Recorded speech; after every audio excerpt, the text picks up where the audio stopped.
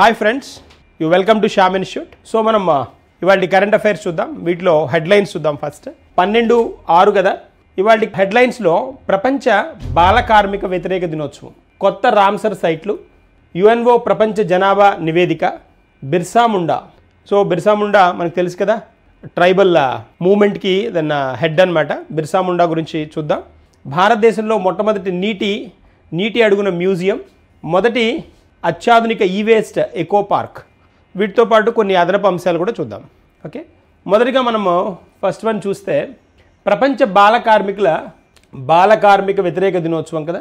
So మనకి దీని గురించి బాల కార్మిక వ్యతిరేకము అనగానే ఇక్కడ కనిపిస్తుంది ఈ image, the best suitable image. World day against child labour అంటున్నాడు కదా. జనరల్గా ఎవరైతే పేదరికంలో ఉన్నారో, ఈ పేదరికంలో ఉన్న లేకపోతే అక్షరాస్యత లేని కుటుంబాలు ఏవైతే ఉంటాయో వాళ్ళు పిల్లల్ని ఏం చేస్తారు అని అంటే స్కూల్కి పంపిస్తే వాళ్ళకి జీవనం గడవదు కాబట్టి, అంటే వాళ్ళకి వేడి నీళ్ళకి చన్నీళ్ళలాగా సహాయపడతారు కాబట్టి పిల్లల్ని కూడా కార్మికులుగా, వాళ్ళని కార్మికులుగా చేసి వాళ్ళని కూడా ఏదో ఒక పనికి పంపించి వాళ్ళ నుంచి ఆదాయం సమకూర్చుకోవాలని చూస్తారు. బట్ ఈ బాల కార్మిక విధానం మన భారతదేశమే కాదు, ప్రపంచవ్యాప్తంగా చాలా దేశాల్లో ఉంది. దీనికి వ్యతిరేకంగా, అంటే బాల కార్మిక వ్యవస్థకి వ్యతిరేకంగా ఒక దినోత్సవాన్ని ఇంట్రడ్యూస్ చేసి దాన్ని ఎవ్రీ ఇయర్ మనం జూన్ 12న ఫాలోఅప్ చేస్తున్నాం. దాన్ని ILO ఇంట్రడ్యూస్ చేస్తుంది అనమాట. ILO, international labour organisation. ఈ లేబర్ ఆర్గనైజేషన్ ILO 2002 నుంచి మనకి ప్రపంచ బాల కార్మిక వ్యతిరేక దినోత్సవాన్ని అబ్జర్వ్ చేస్తుంది అనమాట, ఇంట్రడ్యూస్ చేస్తుంది అనమాట. అంటే ఎవ్రీ ఇయర్ 2002 నుంచి జూన్ 12ను బాల కార్మిక వ్యతిరేక దినోత్సవంగా మనం జరుపుకునే విధంగా దాన్ని ప్రారంభించిందనమాట. సో ఈ ILO ప్రకారం ఏంటి అని అంటే, బాల కార్మికులు అంటే ఎవరు అని అంటే 5 సంవత్సరాల నుంచి 17 సంవత్సరాల లోపు ఎలాంటి విద్యకు నోచుకోకుండా, అంటే విద్య చదవడానికి ఆప్షన్ లేకుండా ఏదో ఒక పరిశ్రమలో కానీ లేదా ఎక్కడైనా సరే వర్క్ చేస్తూ కనుక ఉంటే, పని చేస్తూ కనుక ఉంటే వాళ్ళని బాల కార్మికులు అనాలని ILO చెప్తారు. ILO స్టాండర్డ్ ప్రకారం 5 నుంచి 17 సంవత్సరాల మధ్య ఉన్నవాళ్ళు బాల కార్మికుల్లోకి వస్తారు. అదే చదువుకోకుండా దాన్ని ఏదైనా వర్క్ చేస్తూ ఉంటే, కొన్ని షాప్స్లో పనిచేసేవాళ్ళు, తర్వాత కార్మిక పరిశ్రమల్లో పనిచేసేవాళ్ళు ఎవరైనా అవ్వచ్చు. That's a point. సో అలాగా మనకి భారతదేశంలో కనుక గమనిస్తే 5 నుంచి 14 సంవత్సరాలు ఇంటర్నేషనల్ స్టాండర్డ్, 5 నుంచి 17, మనకి 5 నుంచి 14 అంటాం. యూనివర్సలైజేషన్ ఆఫ్ ప్రైమరీ ఎడ్యుకేషన్ అని కూడా మనకి ఇంట్రడ్యూస్ చేసిన ప్రోగ్రామ్ ఉంది, సర్వశిక్షా అభియాన్ అని. అంటే 14 సంవత్సరాల లోపు వాళ్ళందరూ విద్యకు దగ్గర అవ్వాలి, చదువుకోవాలి, వాళ్ళు ఎలాంటి కార్మికులుగా మారకూడదు అనేది మన కాన్సెప్ట్ కూడా ఉంది. మనకి సర్వశిక్ష అభియాన్ అనే ప్రోగ్రామ్ కూడా ఇంట్రడ్యూస్ చేశారు, సర్వశిక్ష అభియాన్ 2000 ఇయర్లో అనమాట. సో ఎనీవేస్ ఇక్కడ గమనిస్తే భారతదేశంలో 5 నుంచి 14 సంవత్సరాల లోపు ఈ విద్యకు దూరమై ఏవైతే ఈ వెట్టి చాకరీ లేదా మన కార్మికులుగా ఉన్న వాళ్ళు ఎంతమంది ఉన్నారు అంటే 2011 లెక్కల ప్రకారం దాన్ని 1.01 కోట్లు, అంటే దాదాపుగా 1 కోటి మంది ఉన్నారనమాట. కోటి మంది ఉన్నారు బాల కార్మికులు. సో ఇది కొంచెం హేయమైనదే అనమాట, కొంచెం ఇబ్బందికర నెంబరే మనకి. సో బాల కార్మికులకు ఉండకుండా, అంటే వీళ్ళకి ఎలాంటి ఇబ్బందులు కలగకుండా వీళ్ళకి చాలా మనకి చట్టాలు కూడా ఉన్నాయన్నమాట. పాక్సో యాక్ట్ కానీ, సో తర్వాత పోతే ఈ బాల కార్మిక వ్యతిరేక చట్టాలు కానీ చాలా ఉన్నాయి. ఎందుకు అనంటే వీళ్ళని విద్యకు దగ్గర చేయాలి, అంటే వర్క్కి, ఇలాంటి వ్యవస్థకి, పనిచేసే వ్యవస్థ, సో వీళ్ళని చాకరీ చేసే వ్యవస్థకి దూరం చేయాలి అనేది కాన్సెప్ట్ అనమాట. That is 1. సో ఎప్పుడు బాల కార్మిక వ్యతిరేక దినోత్సవం మనకి జూన్ 12 అనమాట. So world day against the child labour. Next వన్కి వెళ్దాం. కొత్త రామ్సర్ సైట్లు. ఈ రామ్సర్ సైట్లు మనకి రీసెంట్గానే ఒక 2 జాయిన్ అవ్వడం జరిగింది, 2 కొత్త వచ్చాయి. సో వీటితోటి మొత్తం నెంబర్ మనకు ఉన్న భారతదేశంలో ఉన్న రామ్సర్ సైట్లు 91. 89 ఉండేవి, 89 + 2 అనమాట, 91 అయ్యాయి. సో ఇవన్నీ ఇక్కడ కనిపిస్తున్నవన్నీ అంటే మనకి ఈ 6 కూడా 2025లో వచ్చినవి అనమాట. 2025లో మనకి రామ్సర్ సైట్స్గా యాడ్ అయినవి అనమాట. 2025లో 2025లో రామ్సర్ సైట్లుగా యాడ్ అయినవి. వాటిలో మనకి తీర్థంగల్ పక్షుల అభయారణ్యం, తీర్థంగల్ తమిళనాడు అనమాట. సక్కరకొట్టై పక్షుల అభయారణ్యం, ఖేచియో పాల్రీ చిత్తడి నేలలు, ఉద్వా సరస్సు, ఉద్వా జార్ఖండ్, ఖేచియో పాల్రీ సిక్కిం యొక్క మొదటిదనమాట, అది మొదటి చిత్తడి నేల. తర్వాత సక్కరకొట్టై పక్షుల అభయారణ్యం, తీర్థంగల్ పక్షుల అభయారణ్యం, ఇవన్నీ ఈ రెండు తమిళనాడులోవి మొదటి రెండు. తర్వాతది ఖేచియో పాల్రీ సిక్కింలోది. ఉద్వా వచ్చినప్పటికి జార్ఖండ్. రీసెంట్గా వచ్చింది కిచాన్ మేనార్. ఈ రెండు కొత్తగా వచ్చినమాట. ఈ రెండు రాజస్థాన్ నుంచి అనమాట. రెండు ఎక్కడివి? రాజస్థాన్లోవి. కన్ఫామ్గా అడుగుతాడు ఇవి. వీటి మీద స్పెషల్ ఫోకస్ చేస్తున్నాం. అసలు చిత్తడి నేలలు అంటే ఏంటి అంటే మనం వెట్లాండ్స్ అంటాం కదా. ఈ వెట్లాండ్స్కి రిలేటెడ్గా మనకి ఒక కన్వెన్షన్ జరిగింది 1971లో. ఎక్కడ అంటే ఇరాన్లో రామ్సర్ అనే ప్లేస్లో అనమాట. అక్కడ దీనికి సంబంధించిన ఒక ఒప్పందం మీద పాల్గొన్న సభ్య దేశాలన్నీ సంతకం చేయడం జరిగింది. దానిలో కాంటెక్స్ట్ ఏంటి అంటే ఈ చిత్తడి నేలలను పరిరక్షించుకోవాలి. సో అక్కడ రామ్సర్లో జరిగింది కాబట్టి వీటిని రామ్సర్ సైట్స్ అని అంటారు. అంటే ఈ చిత్తడి నేలలు చాలా జంతుజాలాలకి ఆవాసాలన్నమాట.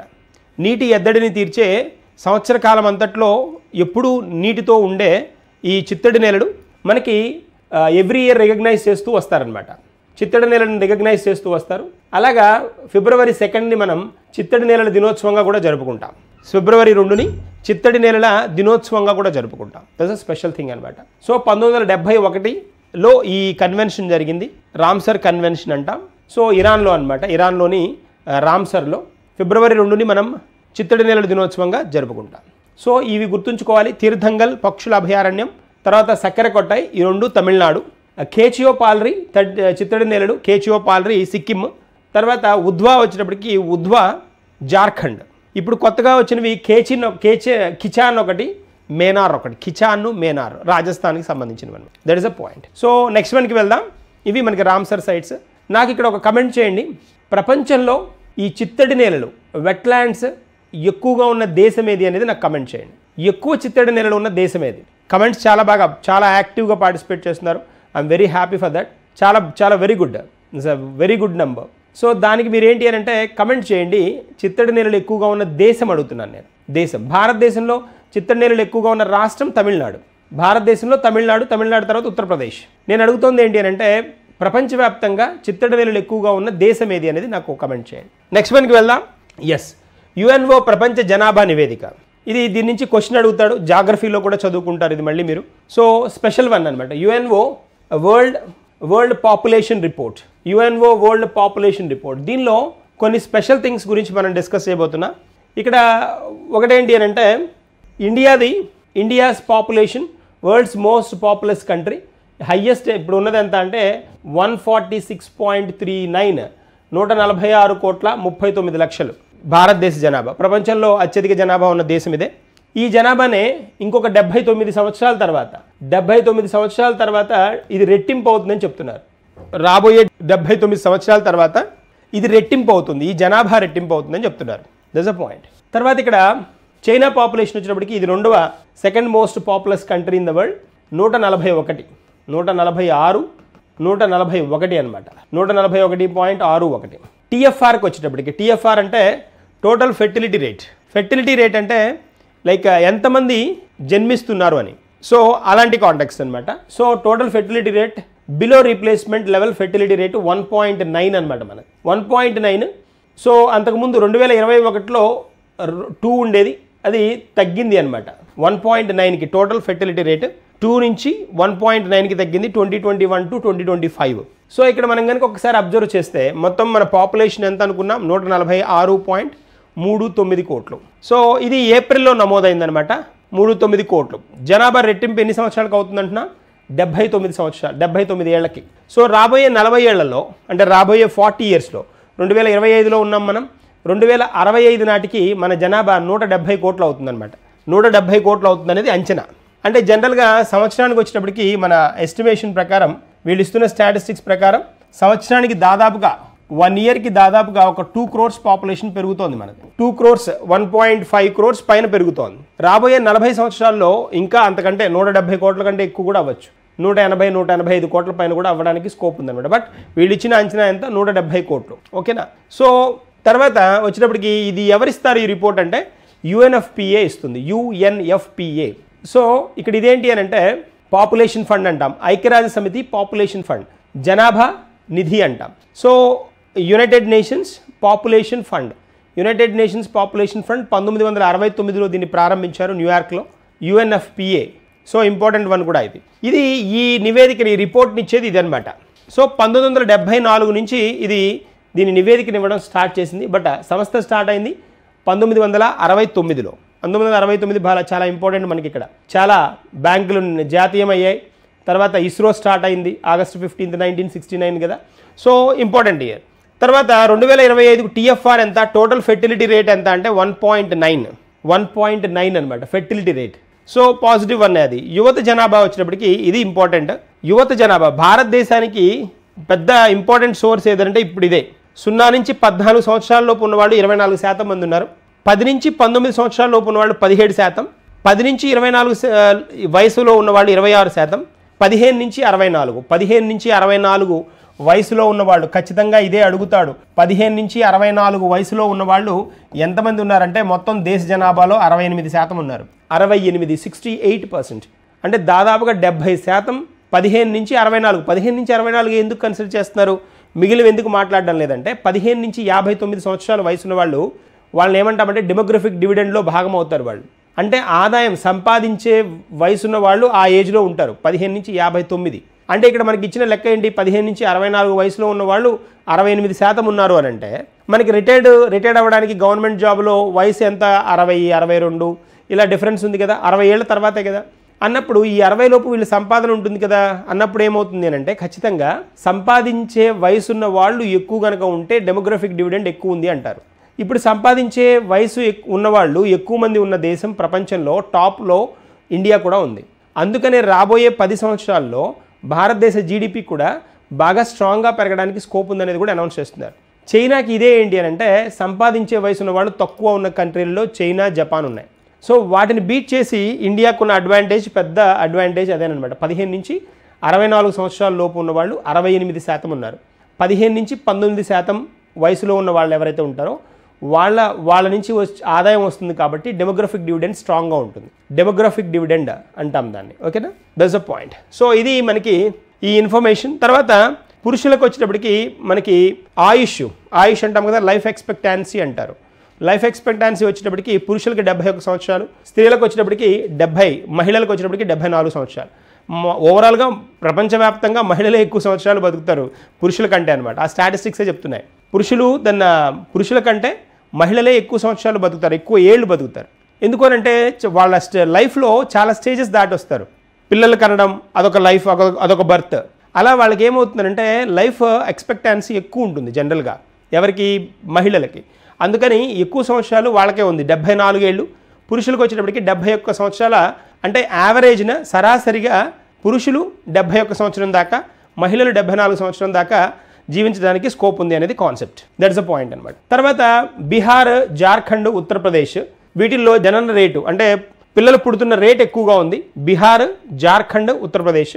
అదే ఢిల్లీ, కేరళ, తమిళనాడులో ఈ రేట్ ఏమవుతుందంటే జననాల రేటు తగ్గిపోతుంది అనమాట. జననాల రేటు ఎక్కువగా ఉన్న రాష్ట్రాలు ఏవి, బీహార్, జార్ఖండ్, ఉత్తరప్రదేశ్.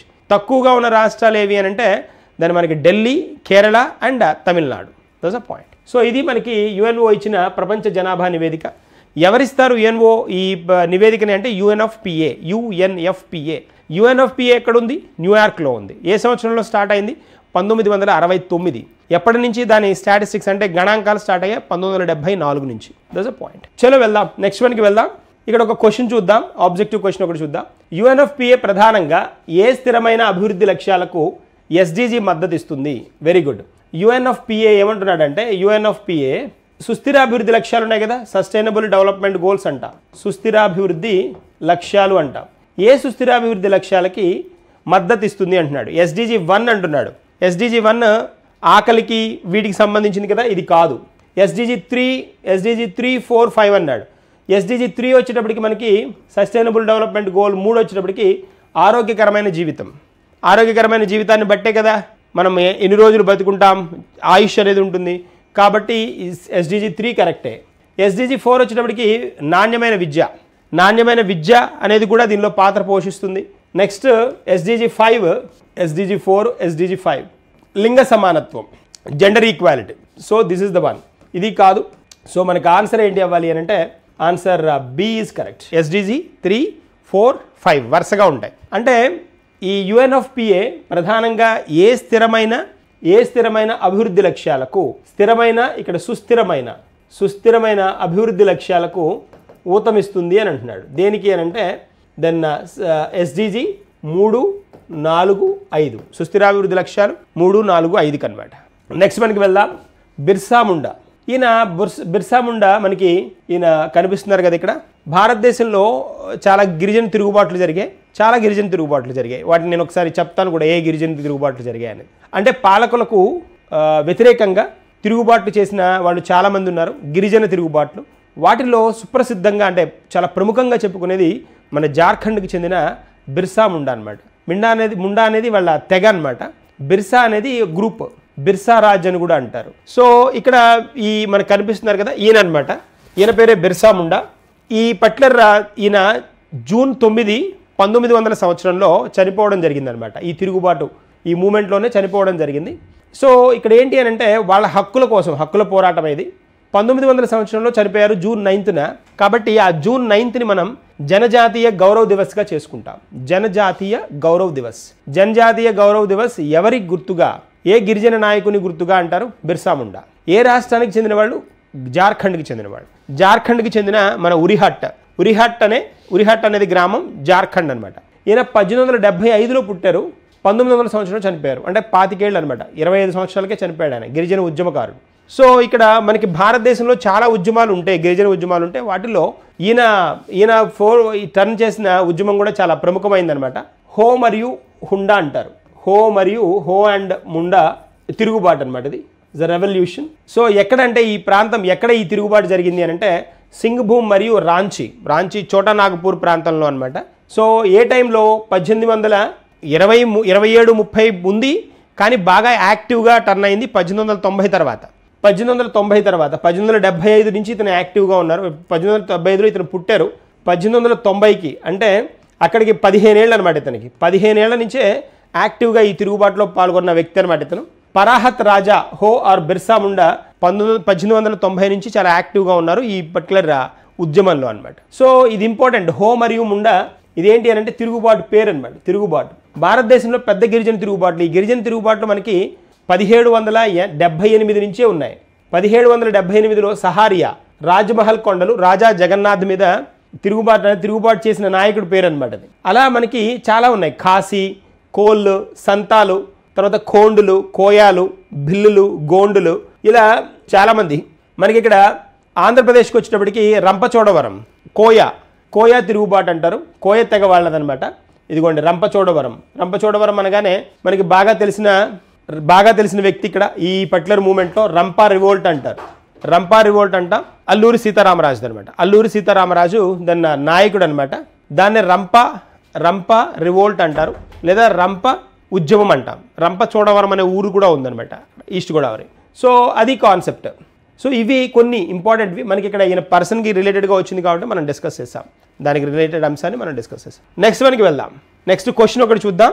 సింపుల్ క్వశ్చన్, మీరు టచ్ చేయొచ్చు. రోజు నేను ఈ టైప్లో ఇంపార్టెంట్ టాపిక్లు అనుకున్న వాటికి రిలేటెడ్గా క్వశ్చన్స్ ఇంట్రడ్యూస్ చేస్తాను. దాని ద్వారా ఏమవుతుందంటే మీరు ఆ ఆబ్జెక్టివ్ క్వశ్చన్స్ ఎలా వస్తున్నాయని కూడా తెలుసుకోవడానికి ఛాన్స్ ఉంటుంది. కొంచెం మీరు ఇలాంటి MCQస్కి అలవాటు పడిన తర్వాత కొంచెం వీటి స్టాండర్డ్ కూడా పెంచుకుందాం యాజ్ అ పార్ట్. సో ఏ తిరుగుబాటుకు పరాహత్ రాజు నాయకత్వం వహించాడు, తర్వాత బిర్సా ముండా నాయకత్వం వహించారు. ముందు పరాహత్ 1827 నుంచి 1830 దాకా పరాహత్ రాజు నాయకత్వం వహిస్తాడు. 1890లో బిర్సా ముండా దీనికి నాయకత్వం వహిస్తాడనమాట. అంటే లీడర్ ఎవరు అని. ఏ తిరుగుబాటు అని అన్నాడు? ఖాసీ తిరుగుబాటు కాదు, కోండ్ తిరుగుబాటు కాదు, హో మరియు ముండా తిరుగుబాటు ఇదే కదా. పహారియా తిరుగుబాటు కూడా కాదు. సో మన ఆన్సర్ ఏంటి? Answer C is correct one. Next వన్కి వెళ్దాం. సియామీ ఫైర్ బ్యాక్ ఇదేంటి అని అంటే ఒక పక్షి అనమాట, ఒక స్పెషల్ పక్షి. మనకి కొంచెం నెమలి కలర్లో ఉంటుంది చూడండి. నెమలిలాగా ఉంది కదా, నెమలి స్టైల్లో ఉంది, కానీ నెమలి కాదు. నెమలి కలర్లో ఉంది కానీ కోడిలాగా ఉంది. Yes or no? యా, ఇదొక స్పెషల్ పక్షి అనమాట. ఇది థాయిలాండ్ యొక్క జాతీయ పక్షి. సియామీ ఫైర్ బ్యాక్ అనేది థాయిలాండ్ యొక్క జాతీయ పక్షి, నేషనల్ బర్డ్ అనమాట. సో ఈ జాతీయ పక్షి రీసెంట్గా మనకి భారతదేశంలో కొన్ని ప్రాంతాల్లో ఇది కనిపించింది అనమాట. బట్ చాలా రేరెస్ట్ ఆఫ్ ద రేర్ అనమాట, కష్టం. అలా ఇక్కడ కనిపించడం అంటే సౌత్లో కనిపించడం కష్టం. సౌత్ అంటే ఆసియా ఖండంలో దక్షిణ భాగంలో కనిపించడం కష్టం. ఇది ఆగ్నేయ ఆసియా దేశాల్లో జనరల్గా కనిపిస్తూ ఉంటుంది. ఆగ్నేయ ఆసియా దేశాల్లో థాయిలాండ్ కూడా ఆగ్నేయ ఆసియా దేశమే కదా. లావోస్, తర్వాత పోతే మనకి ఫిలిప్పీన్స్, ఇలాంటి దేశాలలో బ్రూనే, ఇలాంటి దేశాల్లో కనిపిస్తుంది. కానీ ఇక్కడ భారతదేశంలో మొట్టమొదటిసారిగా ఈ థాయిలాండ్ యొక్క జాతీయ పక్షి రాణిఖేత్ ఉత్తరాఖండ్ అనమాట. రాణిఖేత్ ఉత్తరాఖండ్లో దీని ఆనవాళ్ళు కనిపించాయన్నమాట. సో ఇక్కడ ఏంటి అని అంటే దీని శాస్త్రీయ నామం వచ్చినప్పటికీ లోఫ్రా డయార్టీ, శాస్త్రీయ నామం లోఫ్రా డయార్టీ. మనకి IUCN లిస్ట్లో అంటే international union for conservation of nature ఉంది కదా, IUCN అంటాం కదా, IUCN లిస్ట్లో లీస్ట్ కన్సర్న్ అనమాట. అంటే దీని గురించి నెంబర్ బాగానే ఉంది, ఏమి ఇబ్బందికర పరిస్థితులు అయితే లేదు. అంటే వల్నరబుల్ కేసులోనా, లేకపోతే నెక్స్ట్ అంతరించిపోతున్న ఎక్స్టింక్ట్ అవుతున్న కండిషన్లోనా, క్రిటికల్లీ ఎండేంజర్డా కాదు. సో లీస్ట్ కన్సర్న్, పెద్ద ఇబ్బంది పడాల్సిన అవసరం లేదు. కానీ ఏమవుతుంది అని అంటే జనరల్గా ఈ పోచింగ్ అంటే వేటాడడం, వీటిలో వేరే వాటిని వేటాడడానికి వెళ్ళినప్పుడు ఇవి దొరికినా కూడా వాటిని వదిలిపెట్టరు కదా. సో అలా చాలా ఛాన్స్ తక్కువ ఉంటుంది కదా. సో వాటిని లాగిచ్చేస్తూ ఉంటారు. అలాంటి కాంటెక్స్లో వీటి నెంబర్ తగ్గుతోంది, కొంత, ఎక్కువ కాదు కొంత. మనకి ఇవి ఎక్కువ ఎక్కడ కనిపిస్తాయంటే ఎక్కువగా ఆగ్నేయ ఆసియా దేశాల్లో కనిపిస్తాయి. ఆగ్నేయ ఆసియాలో అంటే లావోస్ కానీ, లేకపోతే మనకి ఫిలిప్పీన్స్, వియత్నాం, థాయిలాండ్ జాతీయ పక్షి కాబట్టి థాయిలాండ్లో, వీటిలో అనమాట. So that is a context. Next మనకి వెళ్దాం. సిప్లా హెల్త్ బ్రాండ్ అంబాసిడర్గా సిప్లా మనకి తెలుసు కదా. Cipla brand pharmaceutical medical brand అనమాట.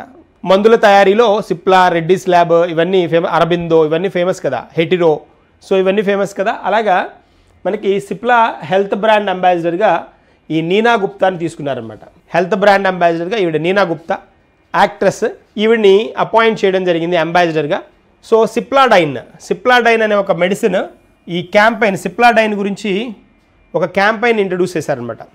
ఈ సిప్లాడైన్ ఏంటి అని అంటే మనకి ఫస్ట్ ఎయిడ్కి చిన్న దెబ్బలు తగిలినా, లేకపోతే చిన్న బేసిక్ థింగ్స్ ఏవి జరిగినా మనం వాడేయచ్చు అనమాట, సిప్లాడైన్ అంటారు.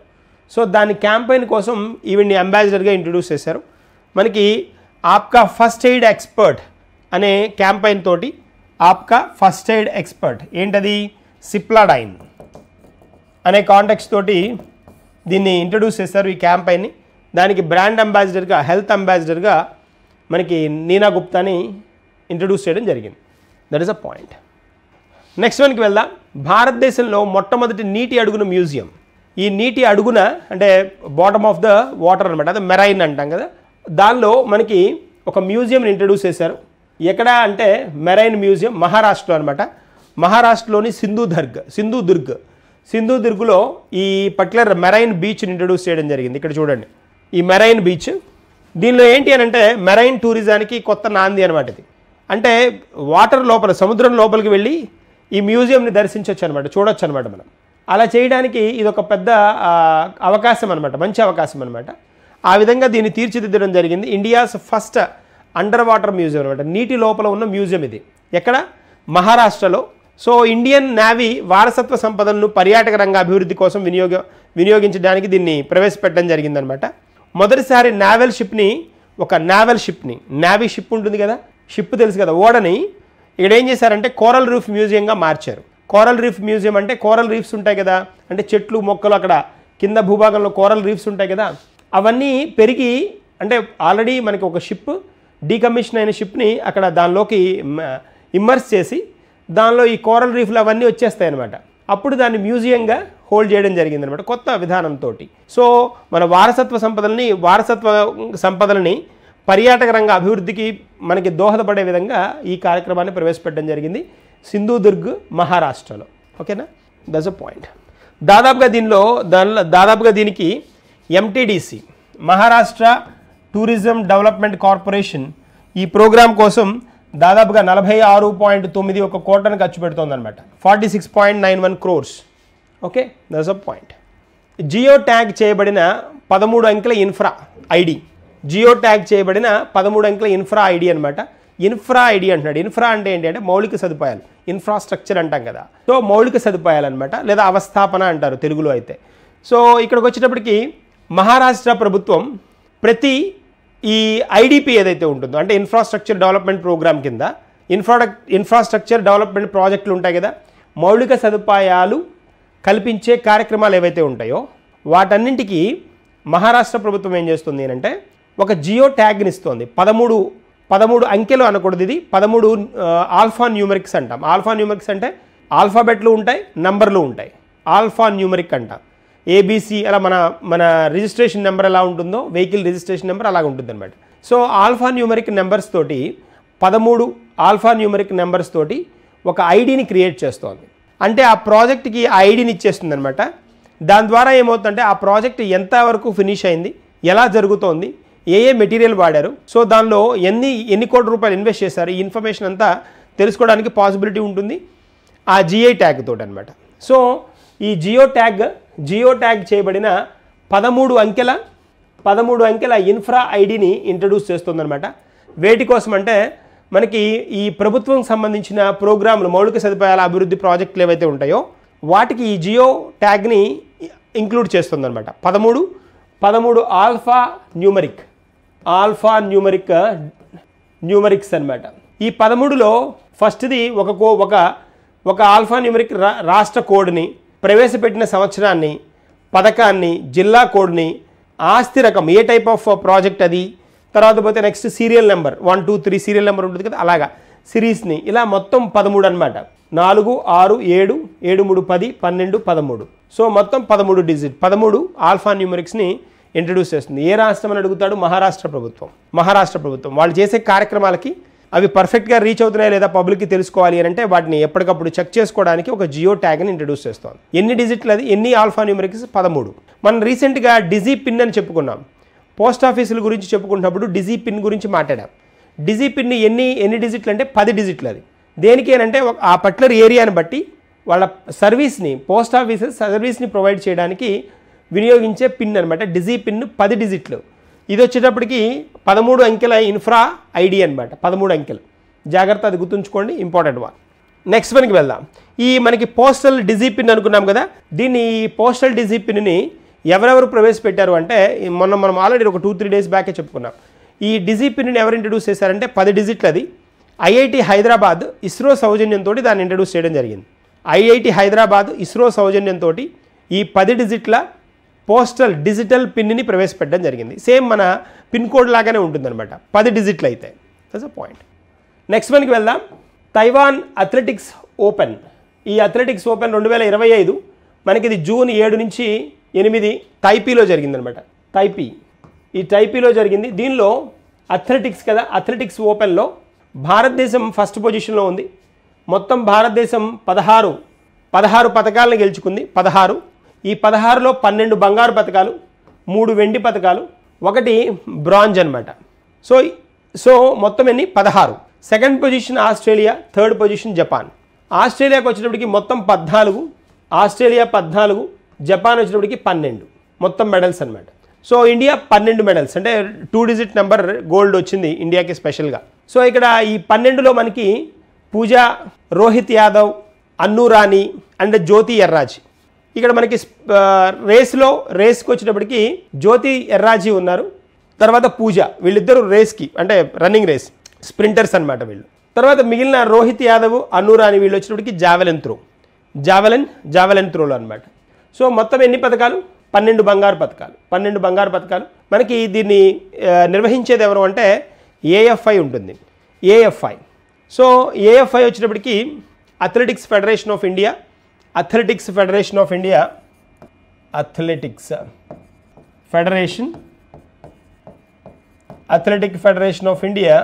మనకి ప్రజెంట్ దీని అధ్యక్షుడు వచ్చేటప్పటికి బహదూర్ సింగ్ సాహు అనమాట.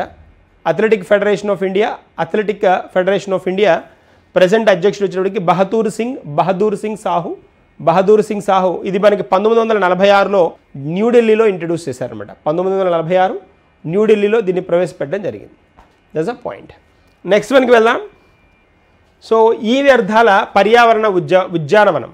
ఈ వ్యర్థాలు అంటే ఎలక్ట్రిక్ వేస్ట్ కదా, ఈ వ్యర్థాల పర్యావరణ ఉద్యానవనం. సో ఇదిగోండి మనకి ఇక్కడ బిల్డ్ చేశారు చూడండి. ఈ ఎలక్ట్రానిక్ వేస్ట్ ఏదైతే ఉందో ఇది మనకి దాదాపుగా రోజు రోజుకి పెరిగిపోతుంది. మొబైల్స్ రానంత మటుకు ఒకలాగా ఉంది. మొబైల్స్ కానీ, ఎలక్ట్రానిక్ గ్యాడ్జెట్స్ కానీ, ఏవైనా సరే ఈ వ్యర్థాలు సో కొన్ని రోజుల తర్వాత వాటి పర్ఫార్మెన్స్లో మార్పు రాగానే ఏం చేస్తాం, వాటిని వ్యర్థం కింద ట్రీట్ చేసేస్తాం. అలా మనకి ఇట్లా ఆ వ్యర్థాలని ఏం చేస్తున్నారు అంటే వాటిని కలెక్ట్ చేసి వాటిని మళ్ళీ ఏం చేయాలి, వాటిని రిఫైన్ చేసి ఈ వ్యర్థాలని వాటిని మళ్ళీ మామూలుగా అంటే ఇంకొక వస్తువుగానో లేకపోతే ఇంకొక పనికో వాటిని ఉపయోగించుకోవాలి కదా. సో ఆ విధంగా ఢిల్లీలోని హోలంబి కలన్ ఇక్కడ ఈ ఉద్యానవనం ఈ వ్యర్థాల పర్యావరణ ఉద్యానవనాన్ని ప్రవేశపెట్టారు. దాదాపుగా 11.4 ఎకరాల్లో అనమాట. దీని ద్వారా ఏంటి అని అంటే సంవత్సరానికి 51,000 మెట్రిక్ టన్నుల ఈ వ్యర్థాలను మనం ఏం చేయొచ్చు అని అంటే సంవత్సరంలో దీన్ని వ్యర్థాలను క్లోజ్ చేయడానికి ఛాన్స్ ఉంటుంది. దీనిలో ఏంటంటే ప్రపంచవ్యాప్తంగా ఈ వ్యర్థాలలో భారతదేశం 3వ స్థానంలో ఉంది. ఓవరాల్గా ప్రపంచవ్యాప్తంగా 3వ స్థానంలో ఉంది ఈ వ్యర్థాలలో. అంటే మనకి ఈ వ్యర్థాలు పెరగడం వల్ల ఏమవుతుందంటే వాటి సంఖ్య పెరగడం వల్ల ఖచ్చితంగా ఇవి మనకి వీటి నుంచి వచ్చే నెగిటివ్ ఇంపాక్ట్స్ ఉంటాయి. వాటిని వాడలేము, అవతల పడేస్తాము, అవి అట్లాగే ఇంట్లో ఉంటాయి, కాలుకి చేతికి తగులుతూ ఉంటాయి, టర్న్ అవుతూ ఉంటాయి కదా. వాటిని ఈ వ్యర్థాలను కనుక మనం ఆ వేస్ట్ని కనుక క్లియర్ చేసేస్తే దాన్ని 55,000 టన్నులు చేయడానికి స్కోప్ ఉంది అని అంటే ఆలోచించాలి మనం ఒకసారి. కాబట్టి దీనికోసమని దాన్ని ఒక ఉద్యానవనాన్ని పార్క్ని ఇంట్రడ్యూస్ చేశారు. ఎక్కడ, హోలంబికలన్ ఆఫ్ న్యూఢిల్లీ అనమాట. సో ఇన్ని 51,000 మెట్రిక్ టన్నుల